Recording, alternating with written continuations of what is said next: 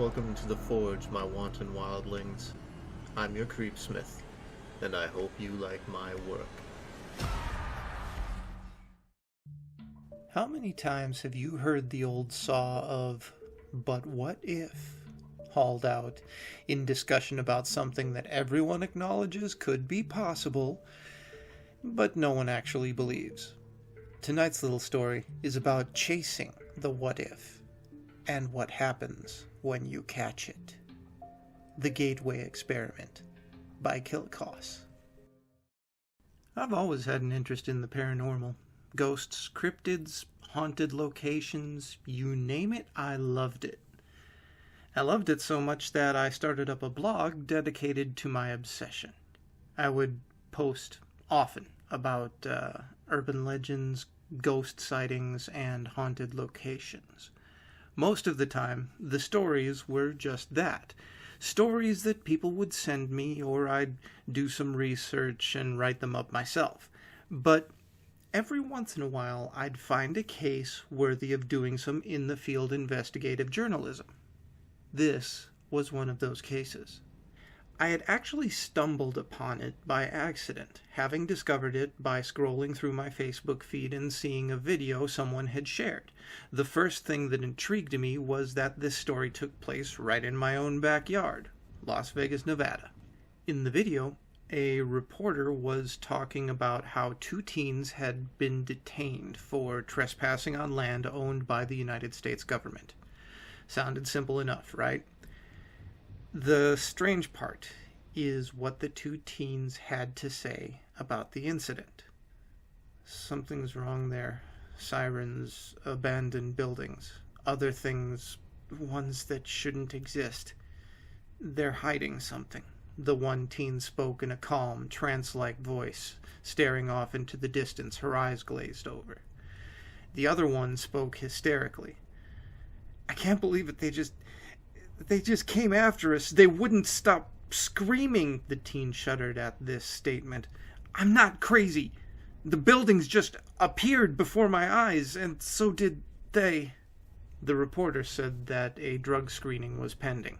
See, the thing is that it's not all that uncommon for someone to have a really bad trip and go blab random spooky shit on the news.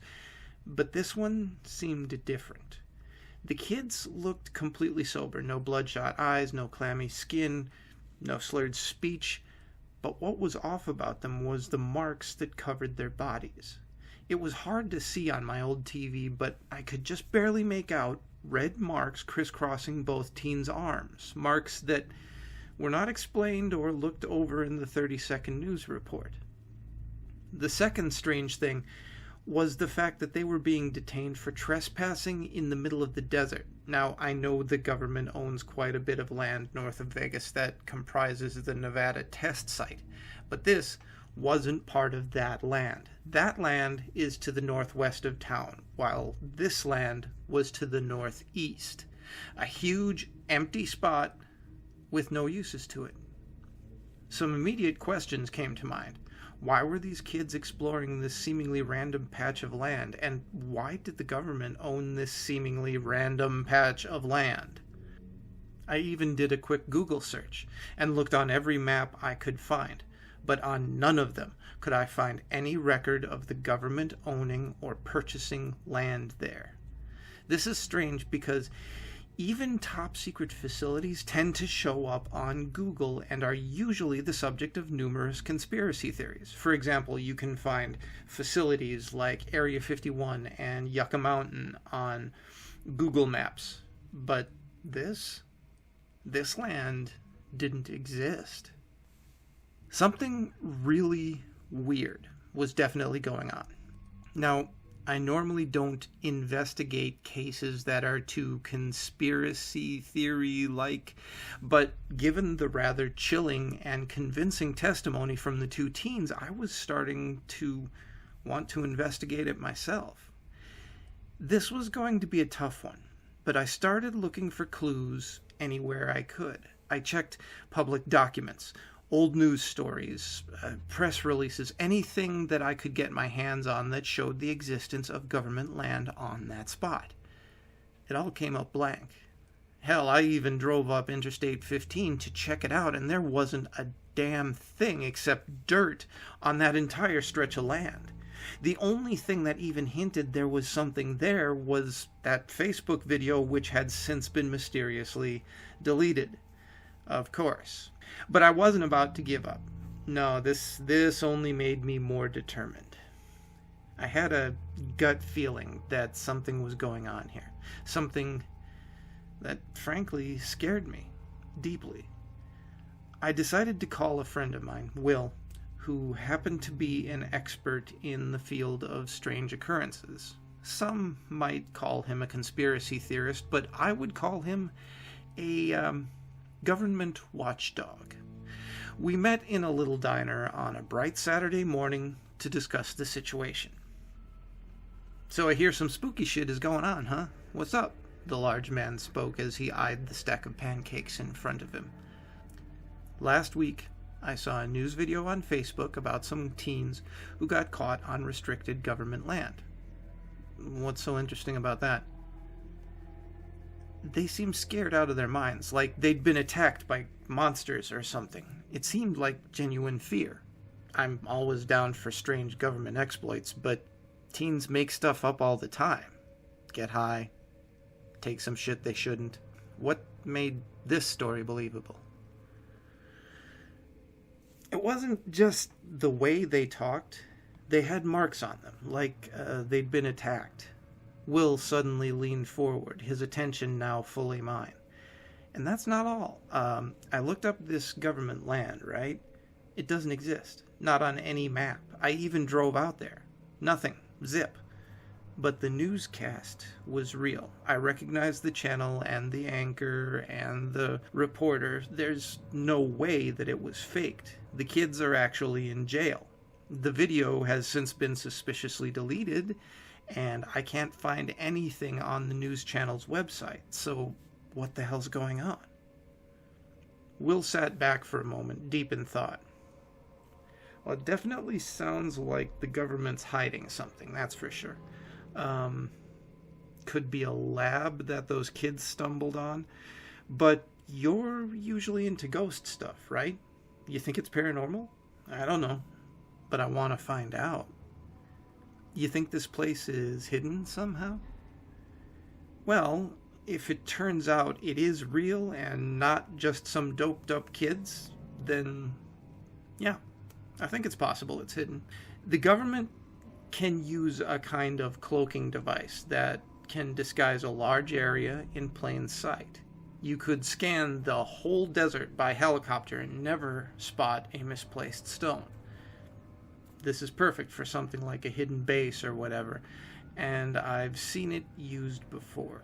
There are a few different ways to interrupt the device, but unless you want to spend hours throwing rocks in the dirt for a ripple, well, there's an easier way. Traveling faster than 95 miles per hour at ground level seems to let you see through the cloaking field. I have no idea why it works, but it does. So I just have to get in a car and speed." "Yep, but seriously, be careful, okay?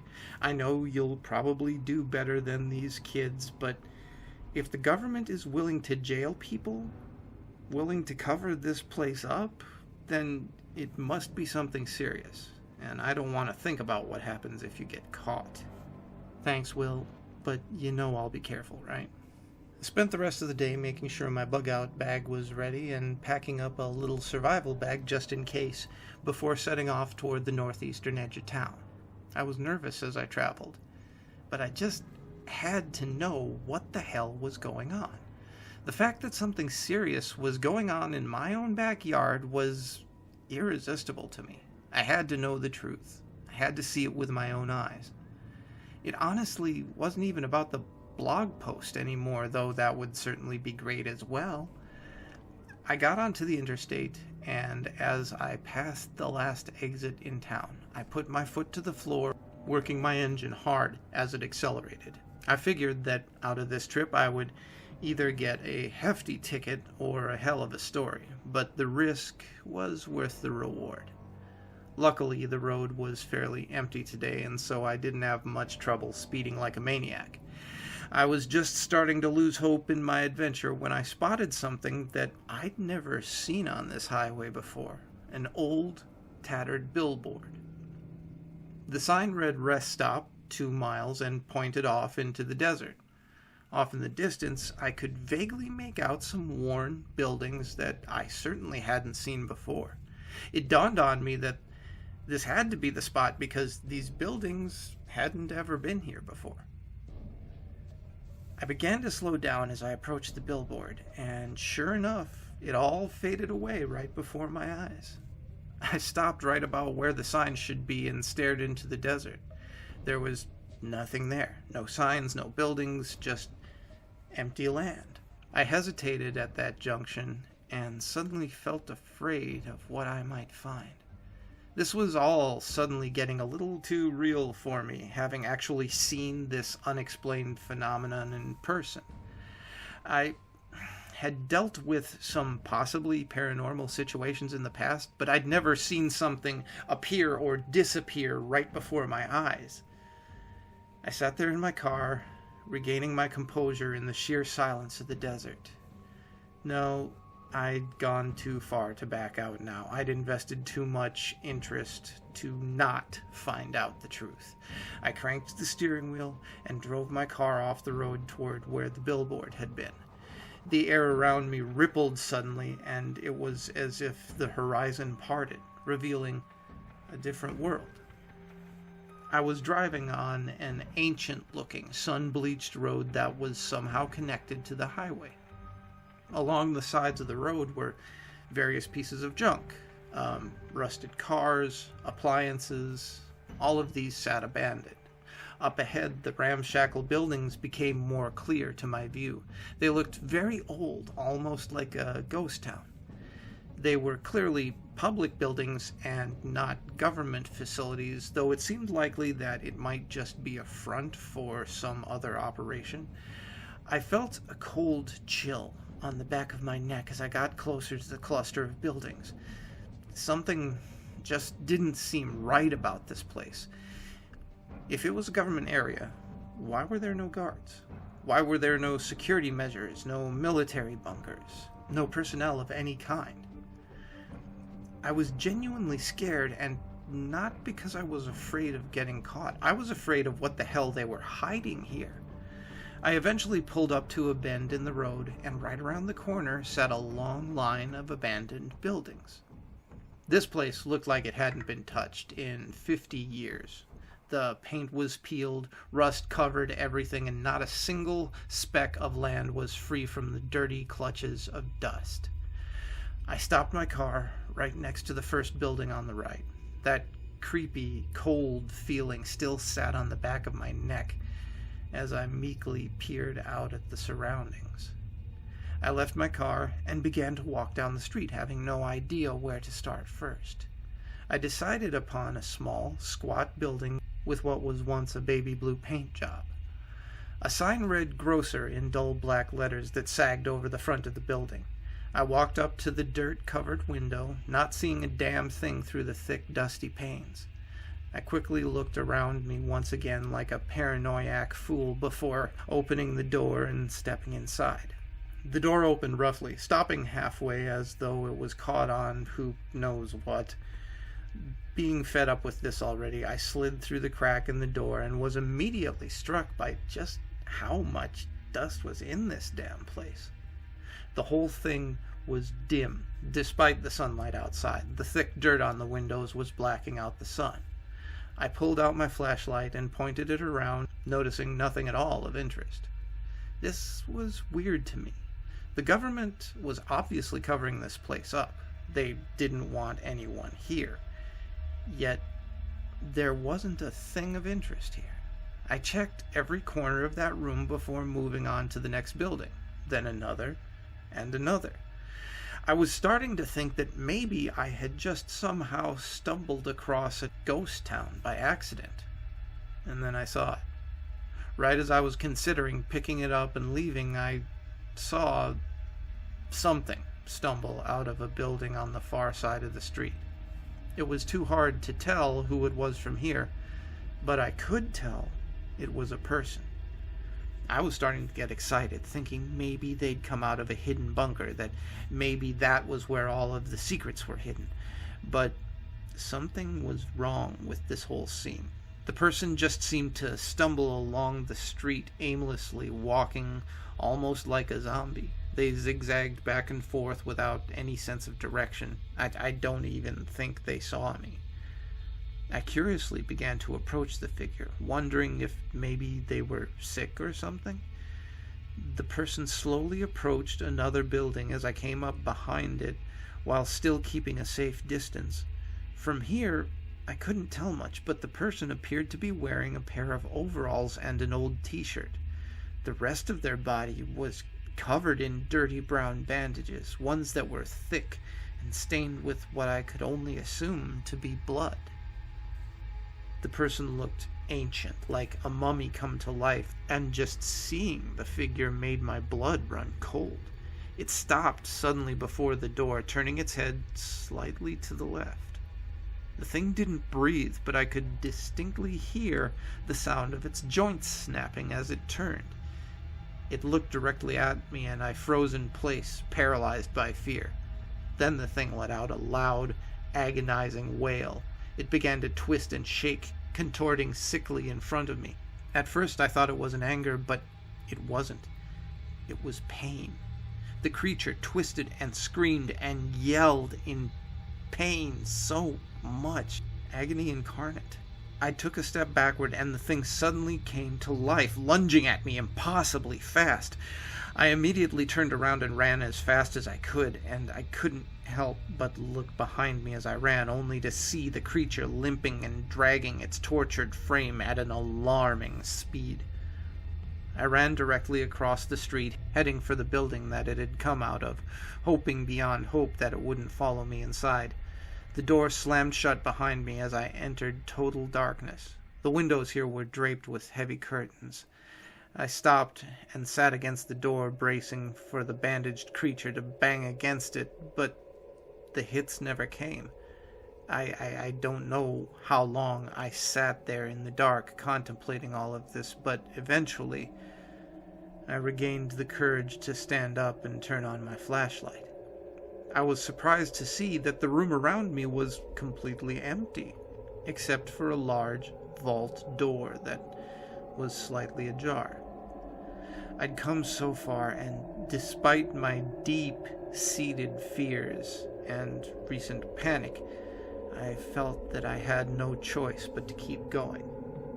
I opened the large steel door wider, cringing at the sound of the heavy metal grating against the wooden floor. Behind the door was a long, steep flight of stairs that descended into a pitch-black abyss. With some hesitation, I began my descent into the bunker. This was it. The secret base that I had been waiting for, the place where the bandaged figure had emerged from. Two things were blatantly apparent to me as soon as I reached the bottom: the strong metallic scent and the unnatural chill. It was over 100 degrees outside, but this bunker seemed to be freezing despite apparently not having any power. I shined my flashlight around to see that I was in some sort of central room with several smaller rooms branching off of it, along with one long hallway directly to my left.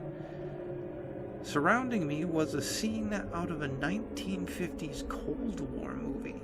Hastily scribbled notes covered bare metal tables, and huge arrays of tapes and tubes made up what I could only assume to be a military computer from the 50s. Along the far wall was a corkboard covered in various pinpoints dancing across a map of the world. There was a large red circle surrounding Las Vegas and one surrounding Moscow. All around me were Cold War propaganda posters and signs reminding workers to always wear proper safety equipment. This was definitely a military base like I had hoped, but not some sort of current high-tech Area 51 styled place. No, this was a relic. Lost, abandoned, locked up by the military and left unguarded for years. Something terrible must have happened here. It was then that I noticed the steady, rhythmic sounds of air seeping through one of the doorways, though I couldn't place its source. Obviously, this place must still have power if an air conditioning system was running, so I thought I would try to turn on this ancient computer and see what secrets I could find. Unfortunately, I knew nothing about 60-year-old industrial computers, so I had some trouble. Instead, I turned to the various notes surrounding me, looking for any sort of clues. Most of them listed a date sometime in 1956 and said test failed. I saw that over and over again. February 2nd, 1956, test failed. March 8th, 1956, test failed. March 27th, test failed. Dozens and dozens of entries littered this desk, but then, at the very bottom of one of the pieces of paper were two final entries. The first one said November 1st, 1956, progress made. Connection unstable, other side coordinates unknown. The second one read November 7th, 1956, connection successful. My God, what have we done? A bad feeling manifested in the pit of my stomach at the sound of those words. What had they done in this place? Before I could further contemplate my thoughts, I heard a loud, muffled bang come from my left. Startled by the sudden noise, I slowly crept closer to the door, which was the one leading down the long hallway. As I got closer, the sound of moving air grew louder and louder, its beat steady, sounding almost like breathing. I went up to the small glass window in the door, peering through to investigate. What I saw shook me to my core. Eyes, hundreds of large, red, glowing eyes stared right back at me. They peered at me, those trench coat-wearing figures whose eyes bored down on me through their military-grade gas masks. The heavy sound of mechanical breathing was loud in my ears. They moved, crowding against the door, banging on it, screaming things that I couldn't understand. I stumbled back, tripping over my own feet as I struggled to get up and leave that cursed place. I ran blindly up the stairs, leaving the building in total panic. As I burst out into the sunlight, my eyes struggled to adjust to the bright Mojave sunlight. I rubbed my eyes as I ran, hoping desperately to reach my car, and then I suddenly stopped, my ears unable to ignore the unmistakable sound of an air raid siren blaring through the town. It pierced my ears, driving my panic even further. I watched around me as creatures emerged from buildings and alleyways, slowly filling the street. Some of them were human-looking, covered in bandages or wearing gas masks. Others were different, gray-skinned, hulking, impossibly long and skinny. They had long, sharp claws, bulbous heads with no faces, big, leathery wings that hung limply at their sides, and they all lumbered slowly towards me, twitching, scraping their claws against the ground. I just ran. I felt nothing but the beating of my heart in my chest and my fear. I just ran. Then I reached my car, entering it, starting it, and flooring the gas more so than I ever had in my life, turning sharply and speeding out of that damned place. The air raid sirens continued behind me, a cacophony of chaos in my ears. And then suddenly, as my car rocketed down the aged road, I was surrounded by dust and my vision was lost. A huge boom, unmistakably an explosion, pulverized the town behind me. I just kept going. I chased that road until I saw the old billboard where I turned back onto the highway, back to the normal world where monsters don't exist, and I just kept going.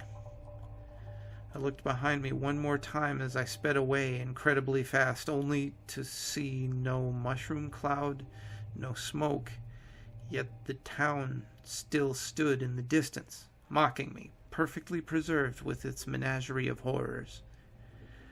I slowed down, back to normal speed, and the town disappeared into nothingness, as if it had never existed. I shut down my blog after that. I stopped talking to Will. I stopped exploring and questioning things. I had spent a good part of my life exploring the paranormal and had never seen anything more than an object move or heard an unexplained noise. This was real. It was tangible. And it was pure evil. It wasn't something to be messed around with as a hobby. I was never contacted by the government after that, though sometimes I'll see a completely blacked out Suburban parked near my house that I swear I've never seen before. I guess I'm not worth their time to mess with. Or maybe I've just gotten lucky.